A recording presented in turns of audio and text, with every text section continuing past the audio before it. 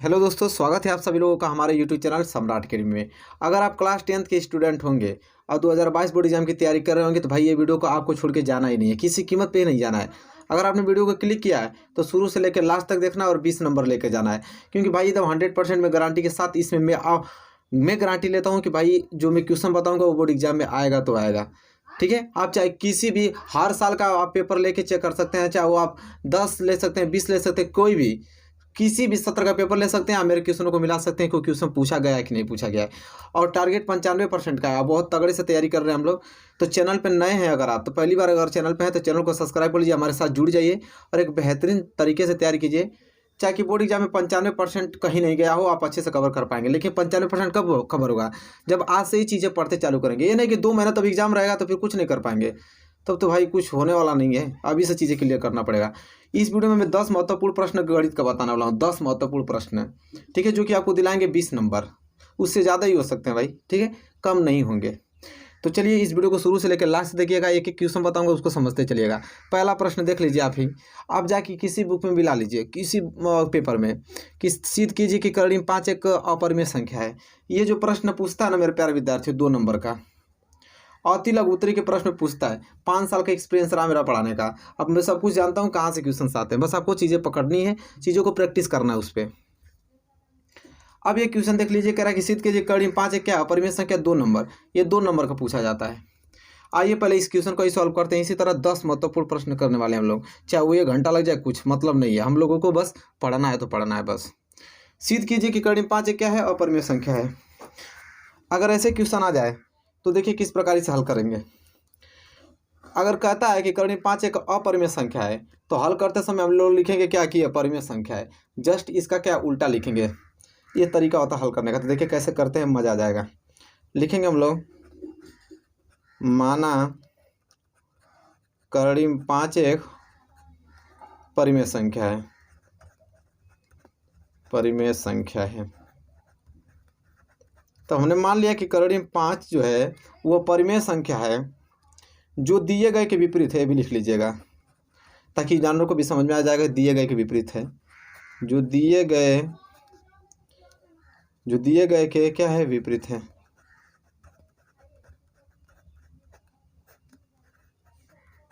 ठीक है, जो दिए गए के क्या है, विपरीत है। अब मेरे प्यारे विद्यार्थियों ध्यान देने बात है, जब आपने कर्ण 5 को परिमेय संख्या मान लिया तो जाहिर सी बात है परिमेय संख्या a/b के रूप में होगा।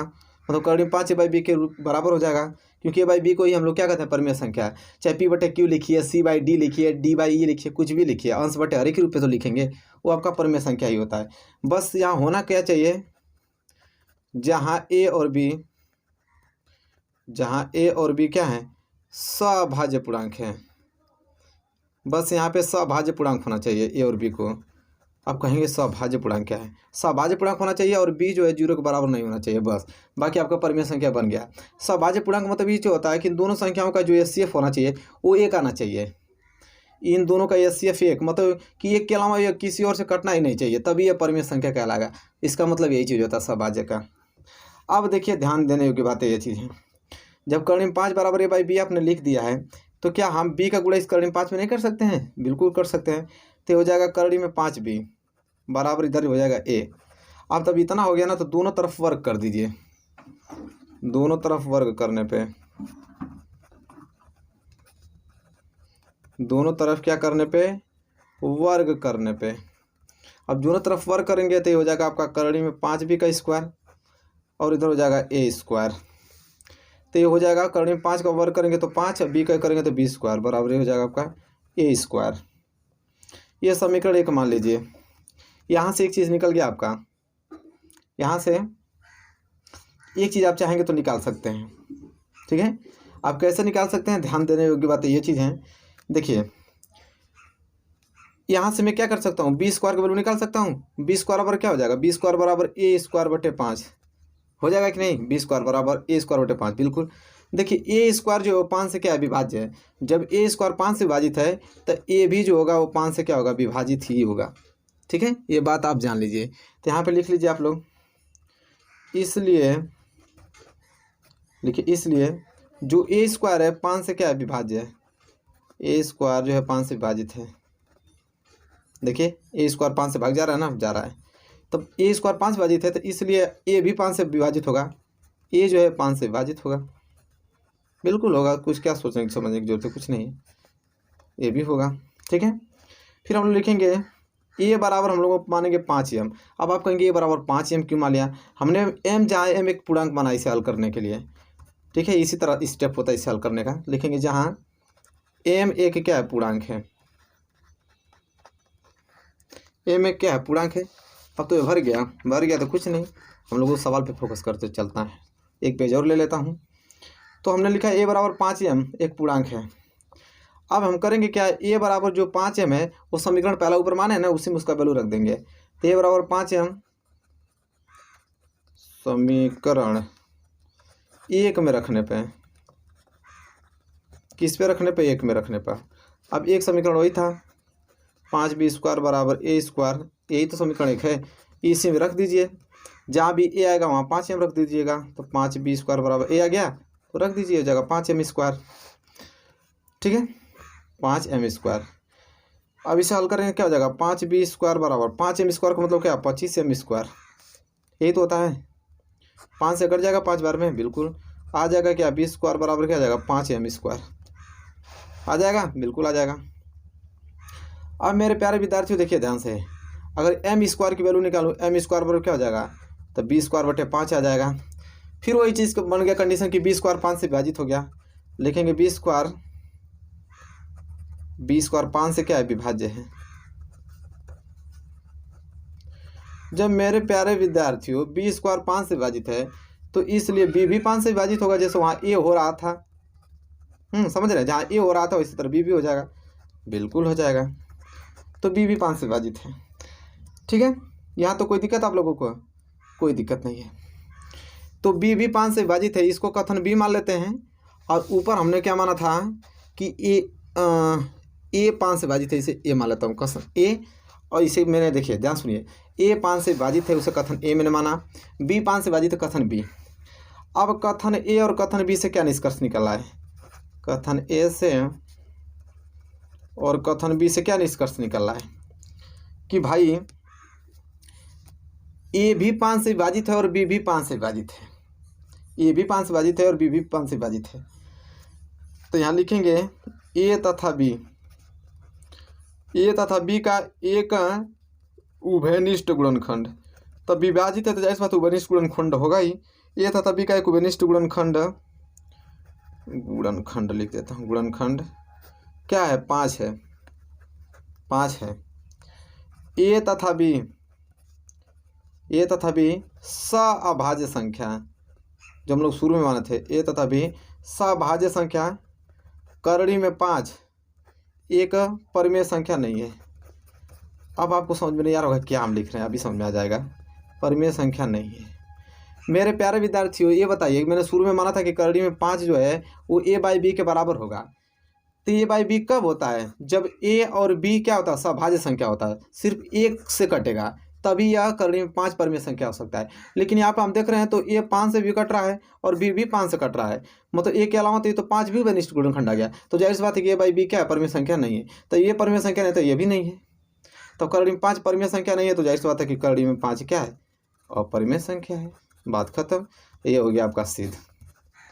तो समय कुछ भी लगे, समय हम लोग को नहीं देखना है कि समय इतना चला गया, नहीं, हम लोग को बस अपने क्वेश्चन पर फोकस करने चलना है। 10 क्वेश्चन करना है भाई, करना है, 20 नंबर हमको लेना है। तो पहला प्रश्न आ गया ना, जाके देख लीजिएगा, सीख लीजिए, इसी प्रकार करना पड़ेगा 2022 बोर्ड में भी। ठीक है, तो भाई आप लोगों के लिए सारी चीज़ें बताई जा रही हैं तो चीज़ें क्लियर करते रहिए। ठीक है, हम लास्ट में सारी चीज़ें बता रहे हैं, जो भी क्वेश्चन उसको नोट कीजिए, ईमानदारी से याद कर लीजिएगा। चलिए क्वेश्चन में दूसरी तरफ बढ़ चलते हैं। अब इस क्वेश्चन को देख लीजिए भाई, इस क्वेश्चन तो अब तो आना ही तय है, इस क्वेश्चन का तो आना बिल्कुल ही तय है, 2 नंबर का पूछता है। तो भाई इसको तो पहले लगाना जरूरी है आप लोगों को। कह देगा कि संख्या दे देगा 1656 और एक संख्या 4025। पूछेगा मसा ज्ञात कीजिए यूक्लिड भाजन प्रमेय के द्वारा। अब मसा ज्ञात करना है मेरे प्यारे विद्यार्थियों, इसका यूक्लिड भाजन प्रमेय के द्वारा मसा ज्ञात करना है। तो सिंपल होता है, कुछ करना नहीं होता इसमें। चलिए इसको भी देख लेते हैं ताकि यहाँ से कंसेप्ट क्लियर हो सके कि ये ऐसे क्वेश्चन बचने वाले नहीं है, सारे क्वेश्चन आप कर डालेंगे, समझ रहे हैं। तो मसा ज्ञात करना है तो सबसे पहले करते हैं ना कि जो संख्या दिया रहता है, जैसे 1656 दिया है और 4025 दिया है, बस हम देखते हैं कि इन दोनों में बड़ा कौन है। बड़ा आपका 4025 है। 1656 से 4025 बड़ा है ना। तो बस अब काम करना चालू कर दीजिए, साइड में इधर भाग दीजिए और इधर एक साइड में लिखते रहिएगा। तो चलिए भाग दे देते हैं। हम 4025 में भाग देंगे 1656 का। ये रफ है, ये नहीं कि फेयर पे ही लगिएगा, नहीं, ये रफ साइड पीछे कीजिएगा, ठीक है। 1656 का भाग देंगे 4025 में मेरे मित्र। भाग जाएगी 2 बार, 6 दूनी के 12, 5 दूनी के 10, 1 की 11, ठीक है। फिर 11 के यहाँ पे भी 1 हो जाएगा, आखिर बचा तो फिर हो जाएगा 6 दूनी के 12 को 2, 5 दूनी के 10, 1 की 11, फिर 6 दूनी के 12, 12 1 13 हो जाएगा 3, फिर 2 कम 2 1 3, 3312 बढ़ जाएगा। यहाँ से बच जाएगा आपका कितना 3, 2 में से 1 गया तो 1, यहाँ से लगा तो 10, 10 में से 3 गया तो 7, यहाँ 3, 3 से 3 कैंसिल। अब इतना में हम क्या करेंगे, लगाएंगे यूक्लिड विभाजन प्रमेयिका, ठीक है। तो यहाँ साइड में लिखिए यूक्लिड विभाजन प्रमेयिका। मसा निकालना जानते हैं ना यूक्लिड विभाजन प्रमेयिका से, जब तक इसका एक ना 0 आ जाए तब तक लगाते रहें। यूक्लिड विभाजन प्रमेयिका क्या कहता है, अब सूत्र भी नहीं मालूम होगा तो सूत्र लिख देते हैं ताकि सब कुछ क्लियर हो जाए। सूत्र क्या होता है, भाज्य बराबर भाजक गुणे भागफल और धन शेष, यही तो होता है, ठीक है। भाज्य क्या है यहाँ पे 4025 बराबर भाज्य कितना है 1656 गुणे भागफल कितना है 2, शेषफल कितना है 713, ठीक है। यहाँ पे लिख देंगे कि जो आर है, आर मतलब शेषफल 0 के बराबर अभी नहीं आया है, कितना है 713 है। बस अब फिर लगाएंगे इसमें, अब 713 भाग देंगे किस में 1656 में, 1656 में देंगे, भाग जाएगी 2 बार, 3 दूनी के 6, 2 कम 2 और 7 दूनी के 14, 14 से 26 बार जाएगी, बच जाएगा 0, यहाँ बच जाएगा 3, यहाँ बच जाएगा 2, 230 बच गया। फिर लगाएंगे तो भाज्य यहाँ पे अब क्या है 1656 है, भाजक क्या है 713 है, भागफल कितना है यहाँ पे 2 है, शेषफल कितना है 230 है। फिर लिखेंगे जो शेषफल अभी 0 नहीं आया है। अब इतना में क्या करेंगे, अब 230 है ना, 230 का भाग देंगे किस में 1713 में, अरे 17 कह रहा हूँ 713 में। तो कितना बार भाग जाएगा 230 का भाग देंगे तो 2 3 6 3 बार चल जाएगा, 0 3 तली के 9, 3 दूनी के 6, 690। यहाँ से बच जाएगा कितना 23 बच जाएगा। फिर लगाइए, यहाँ भाज्य क्या हो जाएगा 713, भाज्य कितना हो जाएगा 230, भागफल कितना हो गया 3 और शेषफल कितना बच गया 23। फिर लिखेंगे कि यार अभी 0 नहीं आया, क्यों कहाँ शेषफल 0 आया 23 ना आया है। अब 23 का भाग मेरे मित्रों देंगे हम लोग 230 में, तो 23 ना में 230, बात हो गई ख़त्म, शेषफल आ गया 0। लगा दीजिए, भाज्य बराबर क्या हो जाएगा 230 बराबर भाजक 23 भागफल 10, शेषफल क्या गया 0। यहाँ पे लिखेंगे कि r बराबर 0। जब r बराबर 0 आ जाता है जिस संख्या से, वही तो मसा कहलाता है। तो यहाँ पे 23 मसा कहलाएगा, तो हम लोग लिखेंगे कि 1656 और 4025 ये दो संख्याओं का जो एचसीएफ होगा, एचसीएफ मतलब मस है, वो क्या हो जाएगा 23। यही हो गया आंसर। इस प्रकार मेरे प्यारे विद्यार्थियों, जब भी दो संख्याओं का यूक्लिड विभाजन एचसीएफ पूछे कि यूक्लिड विभाजन प्रमेयिका द्वारा आप मशक याद कीजिए, सेम पैटर्न यही है और आपका नंबर मिल जाएगा। 2 नंबर में पूछता है, जाके आप किसी भी पेपर उठा के देख सकते हैं। ठीक है, चलिए I hope question number 2 clear हो गया। क्वेश्चन नंबर 3 की तरफ बढ़ चलते हैं। अब मेरे प्यारे विद्यार्थियों, इस प्रकार के क्वेश्चन आना फिक्स रहता है 2 नंबर में। 2 इक्वेशन दे देगा और दोनों इक्वेशन को सॉल्व करके पूछेगा कि x और y की वैल्यू याद कीजिए। आप देखने को मिलेगा आप लोगों को, जब पेपर देंगे जब देखेंगे तो हम तो जानते हैं कि इस प्रकार क्वेश्चन आते हैं। जैसे 2 इक्वेशन देगा, दोनों इक्वेशन को क्या क्या हल कीजिए, वहाँ से x और y की वैल्यू याद कीजिए। 2 नंबर का क्वेश्चन पूछा जाता है। तो चलिए ये भी आपको जानना जरूरी है कि किस प्रकार 2 इक्वेशनों को सॉल्व करते हैं। जैसे दिया आपका 2x + 3y = 18, ये समीकरण क्या हो गया पहला। दूसरा दिया x - 2y = 2, ये हो गया समीकरण दूसरा। इसे सॉल्व करना है। क्या करना है सॉल्व। अगर मेरे प्यारे विद्यार्थी हुए, अगर x है, अगर ये भी 2x रहता है, ये भी 2x, काम बन जाता है कि नहीं, बिल्कुल बन जाता। बस हम क्या लिखेंगे यहाँ पे कि समीकरण दूसरा में, इस समीकरण दूसरा में 2 का गुणा कर देंगे तो 2x हो जाएगा कि नहीं, बिल्कुल हो जाएगा। समीकरण दूसरे में 2 का गुणा करने पे, 2 का गुणा करने पे, अब समीकरण दूसरा में 2 का गुणा करें तो क्या हो जाएगा 2x माइनस इसमें 2 का गुणा होगा तो 4y, इसमें 2 का गुणा होगा तो 4। ये समीकरण बन गया तीसरा। अब करना क्या है, ये भी 2x और ये भी 2x, समीकरण पहला और तीसरा को क्या करने पे, जोड़ने पे लिखेंगे समीकरण। देखिए ये भी प्लस में, ये भी प्लस में ना, तो घटाने पे लिखेंगे। ये भी प्लस में, ये भी प्लस में, तो घटाते हैं। समीकरण 1 में से समीकरण किसको भाई, 3 को, समीकरण 3 को घटाने पे, क्योंकि घटाने पे चिन्ह जो होता है बदल जाता है तो आसानी होती है। समीकरण पहला क्या आपका 2x + 3y बराबर कितना, 18 है समीकरण पहला। और समीकरण तीसरा कितना है, 2x - 4y बराबर कितना है, 4। ये समीकरण तीसरा है। क्या है, घटाने पे जो प्लस है माइनस में हो जाता है, जो माइनस है प्लस में हो जाएगा, ये जो प्लस है माइनस में हो जाएगा। तो देखिए +2x और -2x कैंसिल हो जाएगा, +4y या +3y +7y बराबर, यहाँ पे भी प्लस माइनस है तो 18 में से 4 जाएगा तो 14 हो जाएगा। यहाँ से y बराबर क्या हो जाएगा, 14/7, y बराबर 2, एक वैल्यू तो निकल गया। तो y बराबर 2 निकल गया, तो y को वैल्यू इन दोनों समीकरण में रख देंगे, किसी में भी ना तो निकल जाएगा। तो लिखिए y बराबर 2 का मान, y बराबर 2 का मान समीकरण 1 में रखने पे, समीकरण 1 में रखने पे। अब समीकरण 1 क्या है, 2x + 3y बराबर 18। तो जहाँ पे भी y रखेगा वहाँ पे 2 रख लीजिएगा, तो 2x + 3y आ गया, तो 2 रख लीजिए बराबर 18। ये हो जाएगा 2x + 3 दूनी के 6 बराबर 18। तो हो जाएगा 2x बराबर 18 + 6 उधर जाएगा तो -6। ये हो जाएगा 2x बराबर 18 से 6 गया तो कितना बचेगा, 12।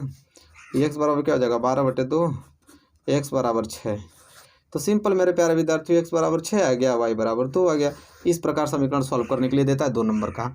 तो आप कभी भी ऐसे समीकरण आएगा तो आप आसानी से सॉल्व कर पाएंगे, ठीक है। तो आई होप आपको तो क्लियर हो गया होगा क्वेश्चन नंबर तीसरा। हमको तो नहीं लगता है कोई परेशानी होनी चाहिए आप लोगों को, तो बिल्कुल होना भी नहीं चाहिए मेरे प्यारे विद्यार्थियों, आसानी से कर पाओगे। चलिए क्वेश्चन नंबर तीसरा क्लियर हो गया, क्वेश्चन नंबर 4 की तरफ बढ़ चलते हैं।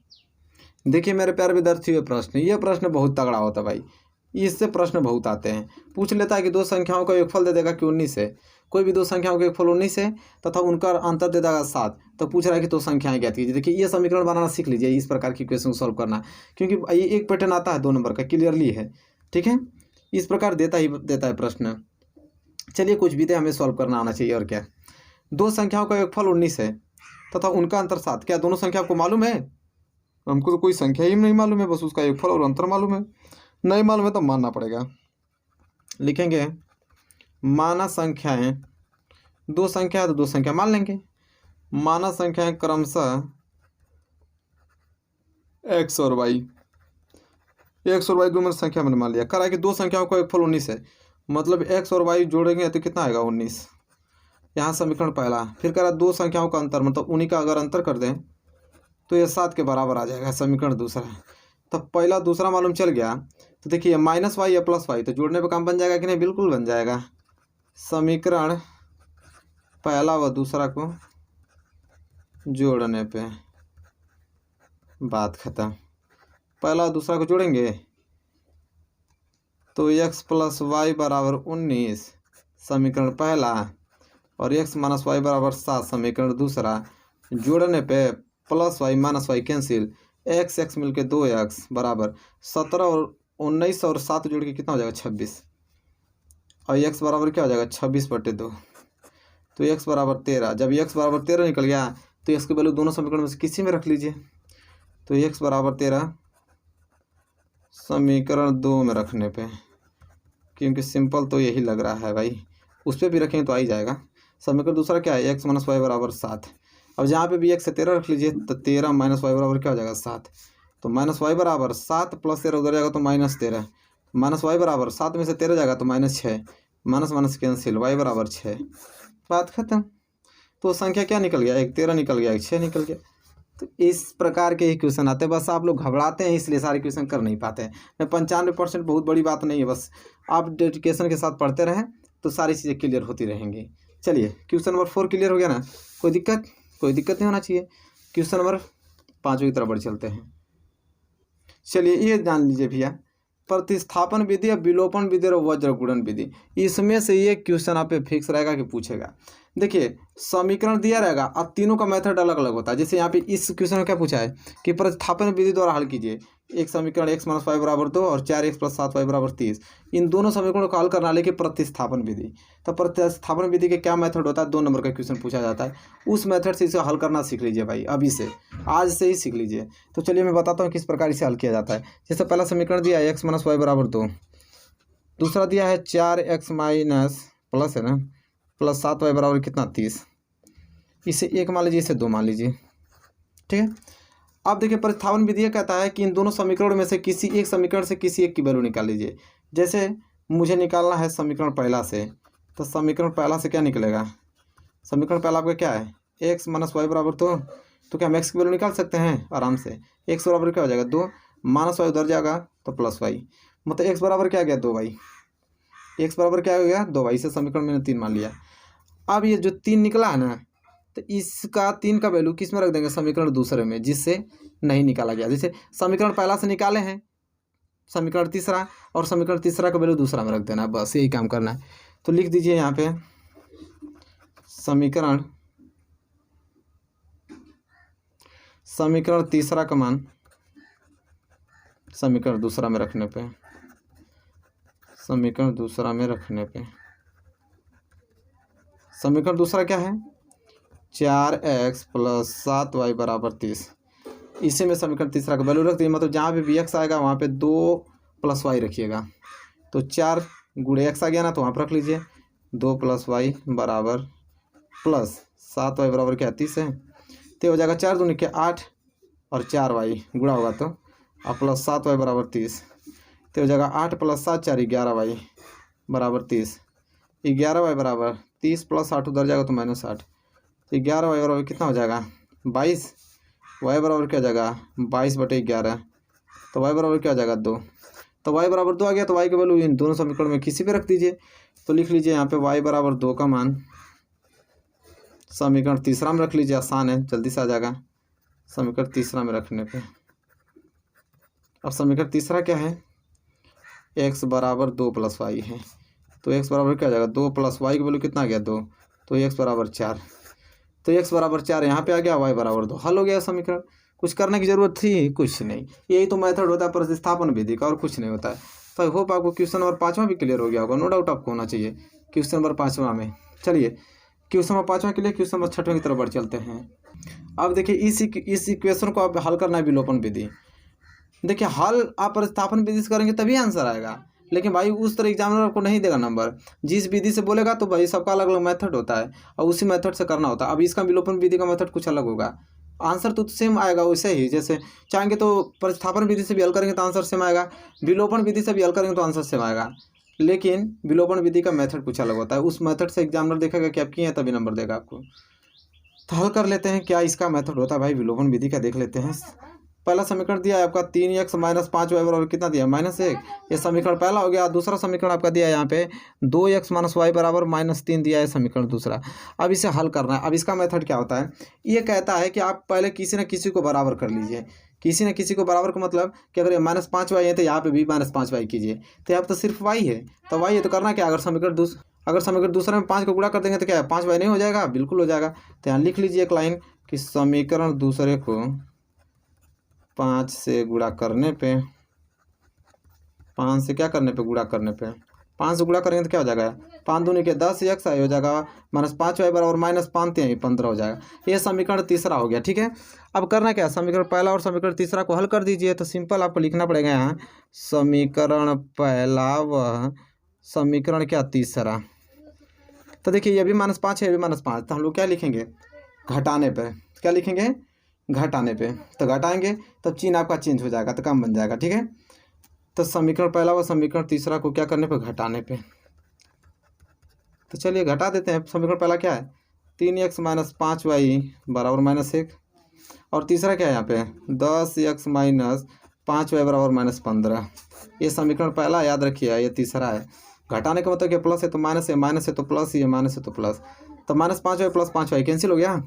तो बचा यहाँ पे क्या -3x और +3x और -10x, प्लस माइनस घटेगा तो कितना हो जाएगा -7x बराबर, ये अभी प्लस माइनस है, -1 + 15 तो हो जाएगा 14। क्या हो जाएगा 14।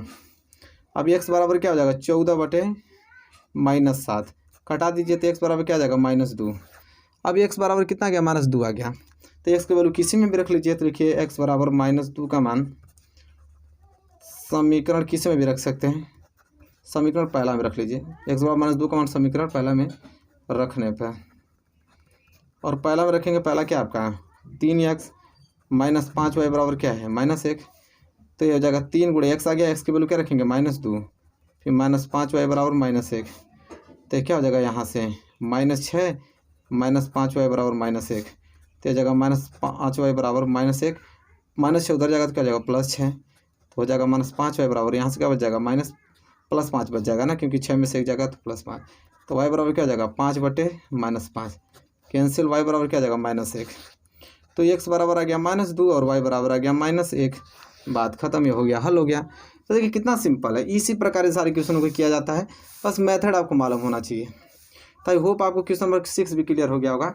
तो चलिए क्वेश्चन नंबर 7 की तरफ बढ़ चलते हैं। चलिए मेरे प्यारे विद्यार्थियों, देखिए इस क्वेश्चन को तैयार कर लीजिए किसी कीमत पे भाई।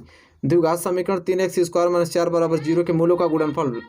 तो देखिए क्या करना है, द्विघात समीकरण 3x² - 4 बराबर 0 है, तो मूलों का गुणनफल तो सिंपल होता है, एक ही फार्मूला लगाएंगे तो आपको मूलों का गुणनफल मालूम चल जाएगा। बस फार्मूला आपको याद होना चाहिए, ठीक है। तो मूलों का गुणनफल का जो मेरे प्यारे विद्यार्थियों फार्मूला होता है वो होता है मूलों का गुणनफल बराबर अचर पद बटे क्या होता है x² का गुणांक। बस यह फार्मूला अगर आपको मालूम है ना तो चुटकियों में आप क्वेश्चन को सोल्व कर पाएंगे। अचर पद इसमें क्या है, तो देखिए ये दिया है 3x² - 4x बराबर 0। तो अचर पद का मतलब जैसे ax² + bx + c बराबर 0, यही दो चर रैखिक समीकरण होता है द्विघात समीकरण का फार्मूला। अचर पद c को कहते हैं, c कुछ दिखाई दे रहा है नहीं, तो c कुछ नहीं दिखाई दे रहा, तो अचर पद को हम क्या मान लेंगे 0 मान लेंगे। और x² गुणा क्या है a, तो यहाँ पे bx² गुणा क्या है 3, तो यहाँ पे 3, 0/3 का मतलब 0, बात खत्म। तो मूलों का गुणनफल कितना आ गया 0। तो इस प्रकार के क्वेश्चन मेरे प्यारे विद्यार्थियों आपके बोर्ड एग्जाम में आएंगे, ठीक है। मूलों का गुणनफल ज्ञात कीजिए, तब फार्मूला तुरंत याद रहेगा, अचर पद बटे x² को गुणांक, तुरंत आंसर आपके हाथों में।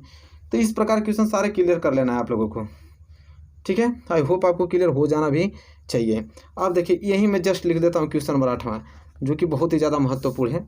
गुणनखंड विधि द्वारा किसी भी समीकरण को हल करना। भाई इतना अच्छा क्वेश्चन बता रहा हूँ ना कि जब आप एग्जाम में बैठेंगे ये सारे क्वेश्चन कर कर, तब आपको समझ में आएगा कि हाँ भाई हम पढ़ के आए हैं भाई। जैसे ये देखिए x² बराबर 11x - 28। अब ये समीकरण देगा, कहेगा गुणनखंड विधि से इसे हल कीजिए, 2 नंबर के क्वेश्चन देता है। अब ये इक्वेशन है ना, इस क्वेश्चन को आपको गुणनखंड विधि द्वारा हल करना है। गुणनखंड विधि का मतलब कि जैसे x² बराबर दिया आपका क्या 11x - 28, तो हो जाएगा आपका क्या x² + 11 इधर आएगा तो -11x, -28 इधर आएगा तो +28 बराबर 0 इधर बच गया। अब इसको हल करना है गुणनखंड विधि द्वारा। गुणनखंड विधि का मतलब क्या होता है, इस 28 को गुणा इसी x में कीजिए तो हो जाएगा 28x²। मतलब कुछ ऐसा दो संख्या लीजिए कि गुणा करने पर 28 आ जाए और जोड़ने पर 11, तो 7 चौका 28, यही तो हो रहा है। 7 में 4 गुणा करेंगे 28, 7 में 4 जोड़ेंगे तो 11। बस अब यहाँ पे पुटअप कर दीजिए, हो जाएगा x² - 7x - 4x, तभी तो -11x होगा जोड़ने पे, 7x - 4x तभी 11x होगा, और +28 बराबर 0। अब इसका संग इसका पेयर बना लीजिए, इसके साथ इसका, यहाँ से x कामन ले सकते हैं आराम से, तो x - 7 हो जाएगा। यहाँ से 4 कामन ले लेंगे तो x माइनस गुणा इस प्लस में होगा तो माइनस, 4 × 7 = 28 बराबर 0। तो देखिए जो इस खाने में आया ना उस खाने में ये भी आना चाहिए। देखिए x - 7 तो कामन ले लीजिए, तो x - 7 कामन हो जाएगा, इधर बच जाएगा आपको x - 4 एक कोष्टक में बराबर 0। तो एक बार x - 7 बराबर 0 को बराबर कर दीजिए, एक बार x - 4 बराबर 0 कर दीजिए। तो x बराबर -7 उधर जाएगा तो +7, इधर x बराबर -4 उधर जाएगा तो +4, तो x का वैल्यू y का वैल्यू निकल गया। तो देखिए ये सारे क्वेश्चन आपको करने आना चाहिए किसी कीमत पे। देखिए 8वां भी प्रश्न आ गया कि कभी भी अगर क्वेश्चन दे देगा द्विघात समीकरण पूछेगा, अरे द्विघात करें गुणनखंड विधि से हल करने के लिए पूछेगा तब आसानी से कर पाओगे। चलिए क्वेश्चन नंबर 9 की तरफ बढ़ चलते हैं। देखिए ये क्वेश्चन आप तैयार कर लीजिएगा। क्वेश्चन देता है कि यदि द्विघात समीकरण इतना का एक मूल, देखिए द्विघात समीकरण देने के बाद कहेगा कि एक मूल इतना है तो p का मान ज्ञात कीजिए। हमने तो बहुत बार इस क्वेश्चन को देखा भाई, बहुत बार देखा है इस क्वेश्चन को, इसलिए बता रहा हूँ। तो देखिए आपको p का वैल्यू ज्ञात करना है ना, तो देखिए आपको क्या दिया है कि इतना का मूल एक क्या है -2 है, तो जहाँ पे bx होगा ना वहाँ पे -2 रख लीजिए, बस बात खत्म। जैसे x² + 2x - p बराबर 0 दिया ना, तो जहाँ पे bx होगा वहाँ पर सिर्फ -2, तो x आ गया ना तो -2 का होल स्क्वायर, +2 × x आ गया ना तो -2, फिर माइनस पी बराबर 0। तो -2 का होल स्क्वायर करेंगे तो +4 ही आने वाला है, प्लस का गुणा माइनस में होगा तो माइनस 2 दूनी के 4, फिर माइनस पी बराबर 0।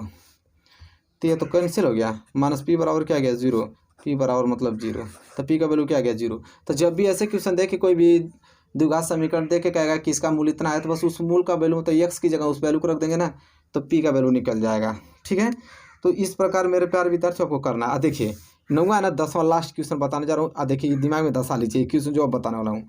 आपको दे देगा समीकरण 3x² माइनस 5x प्लस 2 बराबर 0। कहेगा इसका विविक्तर ज्ञात कीजिए। बहुत ज़्यादा इंपॉर्टेंट क्वेश्चन, 2 नंबर का क्वेश्चन आता है। विविक्तर पूछेगा, विविक्त कर होता है, विविक्त कर होता है। विविक्तर ज्ञात कीजिए, जिसे कैपिटल डी से डिनोट करते हैं, आप लोग भी जानते हैं। तो भैया विविक्तर ज्ञात करना याद कर लीजिए, एक ही फार्मूला होता है विविक्तकर का। विविक्तकर का एक ही फार्मूला होता है, रट्टा मार लीजिए तभी जाके बाद में आएगा। डी बराबर क्या होता है, b² माइनस 4ac होता है, बस यही होता है। अब ये कैसे निकलता है, जैसे दिया है 3x² माइनस 5x प्लस 2 बराबर 0 ना, तो क्या समीकरण, द्विघात समीकरण फार्मूला क्या होता है, ax² plus bx plus c बराबर 0, यही तो होता है। तो यहाँ से a बराबर 3 निकल गया, b बराबर -5 और c बराबर कितना निकल गया 2। विविक्तर निकालना है तो d बराबर क्या होता है b² का वैल्यू क्या है -5, -5 का होल स्क्वायर -4 गुणे a का वैल्यू कितना आया 3, फिर c का वैल्यू कितना आया 2, बात खत्म। तो -5 का स्क्वायर 25, एक हो जाएगा 4 3 12 दूनी के 24। तो d बराबर क्या आ जाएगा, 25 में से 24 क्या जाएगा तो 1। ये हो गया आपका विविक्तर। तो देखिए मेरे प्यारे विद्यार्थियों, टोटल में 10 इंपॉर्टेंट क्वेश्चन बता दिया। 200 क्वेश्चन मुलाकात होगी आपको, 200 क्वेश्चन आएगा उसमें। बोर्ड एग्जाम 2022 में बैठिएगा तब आपको समझ में आएगा कि हमें क्या क्वेश्चन करा रहा था, आप क्या कर रहे थे। तो वीडियो अगर अच्छी लगी होगी तो प्लीज़ लाइक कीजिए, और चैनल पर नए हैं तो प्लीज़ चैनल को सब्सक्राइब कीजिए, साथ ही साथ बेल आइकन को भी प्रेस कीजिए। मिलेंगे आपसे एक प्यारे से नेक्स्ट वीडियो में, तब तक के लिए धन्यवाद।